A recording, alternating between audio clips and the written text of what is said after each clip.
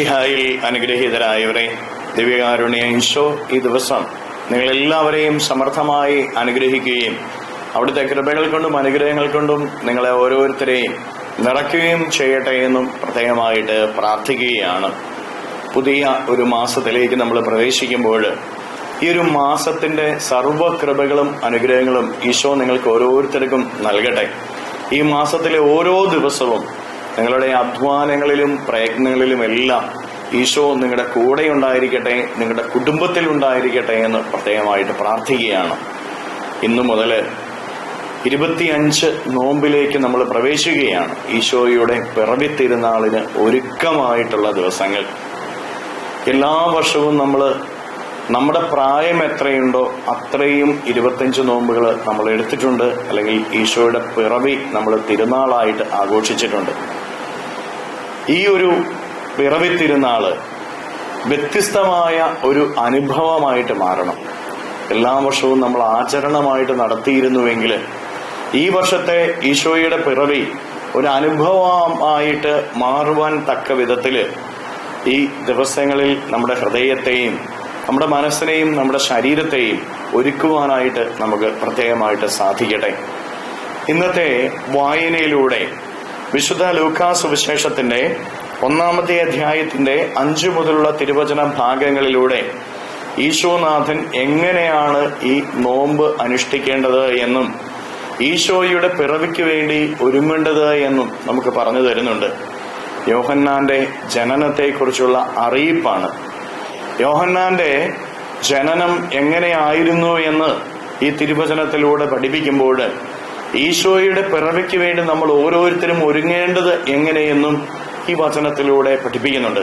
Elizabeth സക്രിയ ദമ്പതികളെ കുറിച്ച് വചനം പഠിപ്പിക്കുന്ന ഇങ്ങനെയാണ്: കർത്താവിന്റെ കൽപ്പനകളും പ്രമാണങ്ങളും കുറ്റമറ്റ വിധം അനുസരിക്കുന്നവരും ദൈവത്തിന് മുമ്പിൽ നീതിനിഷ്ഠരുമായിരുന്നു അവര്. തങ്ങൾക്ക് യോഹന്നാൻ എന്ന അനുഗ്രഹത്തെ ദൈവം തിരുമുമ്പിൽ നിന്ന് ലഭിക്കുന്നതിന് വേണ്ടി അവർ ജീവിച്ചത് എങ്ങനെയാ? അവർ ദൈവ തിരുമുമ്പിൽ നീതിനിഷ്ഠരായിരുന്നു. കർത്താവിന്റെ കൽപ്പനകളും പ്രമാണങ്ങളും കുറ്റമറ്റ വിധം അനുഷ്ഠിച്ചവരുമായിരുന്നു. കുറ്റമറ്റ വിധത്തിലുള്ള ജീവിതം നമുക്കുണ്ടാവണം.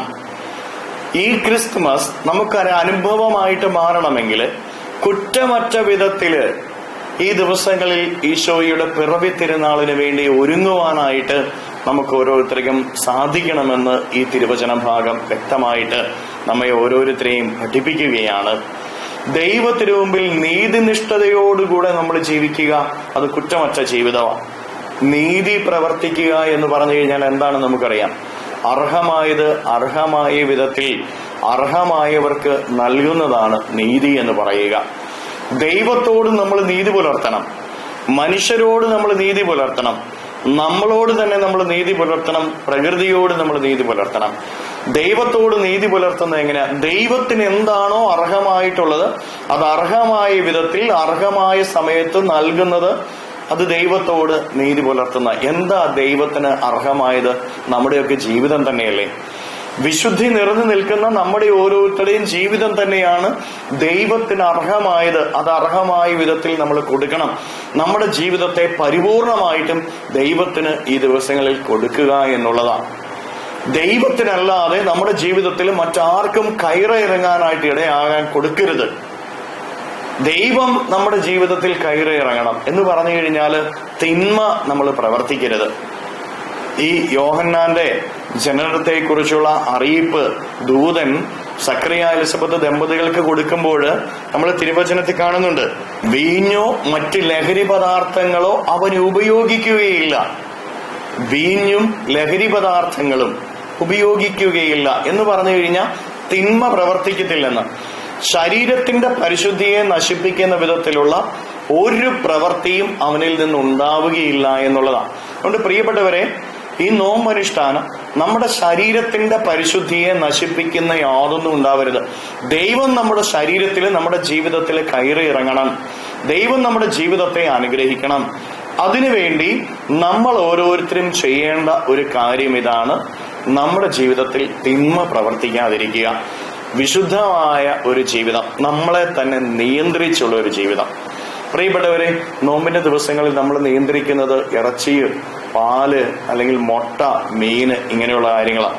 ഇങ്ങനെയുള്ള കാര്യങ്ങൾ നമ്മൾ നിയന്ത്രിക്കണം. ഒപ്പം നമ്മുടെ ശരീരത്തെ കൂടെ നമ്മളൊന്ന് നിയന്ത്രിക്കണം. ജഡികമായ താല്പര്യങ്ങളെയും പ്രവണതകളെയും ഈ നോമ്പിന്റെ ദിവസങ്ങളിൽ നമ്മളൊന്ന് നിയന്ത്രിക്കുവാനായിട്ട് നമുക്ക് ഓരോരുത്തർക്കും സാധിക്കണം. മനുഷ്യരോട് നമ്മൾ നീതി പ്രവർത്തിക്കണം. നമ്മുടെ കുടുംബത്തില്, നമ്മുടെ ജീവിത പങ്കാളി, നമ്മുടെ മക്കള്, നമ്മുടെ മാതാപിതാക്കള്, അവർക്ക് അർഹമായത് എന്തോ അത് കൊടുക്കണം. നമ്മുടെ സമയം, നമ്മുടെ കരുതല്, നമ്മുടെ സ്നേഹം, നമ്മുടെ സ്നേഹപൂർവമായ വാക്കുകള്, അവരുടെ ജീവിതത്തിന് എന്താവശ്യമുണ്ടോ അത് കൊടുക്കാനായിട്ട് പ്രിയപ്പെട്ടവരെ നമുക്ക് സാധിക്കണം. അതുപോലെ തന്നെ നമ്മളോട് തന്നെ നമ്മൾ നീതി പ്രവർത്തിക്കണം. നമ്മുടെ മനസാക്ഷിക്ക് എതിരായിട്ട് നമ്മൾ ഒന്നും ഈ നാളുകളിൽ ചെയ്യാനായിട്ട് പാടില്ല. വീണ്ടും തിരുവചനത്തിൽ കാണുകയാണ്, പ്രമാണങ്ങളും കൽപ്പനകളും കുറ്റമറ്റ വിധത്തിൽ പാലിച്ചിരുന്നു. ഈ നാളുകളിൽ നമ്മൾ ഒരുങ്ങേണ്ടത് ദൈവത്തിന്റെ പ്രമാണങ്ങള് അത് കുറ്റമറ്റ വിധത്തില് പാലിച്ച് ജീവിക്കുവാനായിട്ട് നമുക്ക് സാധിക്കണം. ഒരു കുറ്റവും ആരും പറയരുത് നമ്മളെ നോക്കി. അതിനനുസരിച്ച് ദൈവ പ്രമാണങ്ങള് അനുസരിച്ചു വേണം നമ്മൾ ഓരോരുത്തരും ജീവിക്കാനായിട്ട്. എലിസബത്ത് സക്കറിയ ദമ്പതികൾക്ക് യോഹന്നാൻ എന്ന കുഞ്ഞിനെ ലഭിക്കുന്ന എങ്ങനെയാ? ദൈവത്തിന് ദൂതൻ പറയാ, നിങ്ങളുടെ പ്രാർത്ഥന ദൈവം കേട്ടിരിക്കുന്നു. പ്രാർത്ഥനയുടെ ദിവസങ്ങളായിട്ട് ഈ ദിവസങ്ങൾ മാറണം. ഈശോയുടെ പിറവി ഒരു അനുഭവമായിട്ട്, ഒരു അനുഗ്രഹമായിട്ട് നമ്മുടെ ജീവിതത്തിൽ മാറണമെങ്കിൽ പ്രാർത്ഥനയുടെ ദിവസങ്ങളാക്കി ഈ ദിവസങ്ങൾ നമ്മൾ മാറ്റണം. പ്രിയപ്പെട്ടവരെ, നമ്മൾ ഒത്തിരി സംസാരങ്ങളൊക്കെ ഈ നാളുകളിൽ കുറയ്ക്കണം.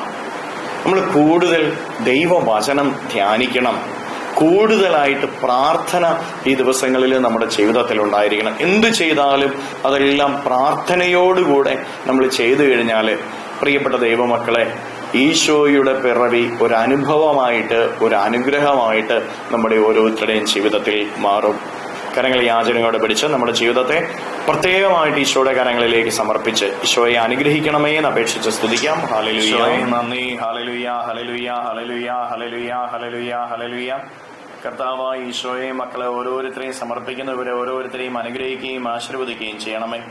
ഇവരുടെ ജീവിതങ്ങളിലേക്ക്, ഇവരുടെ അധ്വാനങ്ങളിലേക്ക്, ഇവരുടെ നൊമ്പരങ്ങളിലേക്ക്, ഇവരുടെ കഷ്ടപ്പാടുകളിലേക്ക്, ഇവരുടെ കുറവുകളിലേക്ക്, ഇവരുടെ ഇല്ലായ്മകളിലേക്ക്, ഇവരുടെ ദാരിദ്ര്യ ദുഃഖങ്ങളിലേക്ക് അങ്ങ് ഇറങ്ങിച്ചെന്ന് ഇവരെ സഹായിക്കണമേ. ഈ നോമ്പൊരു അനുഭവമായി തീരുവാൻ ഇവരെ സഹായിക്കണമേ.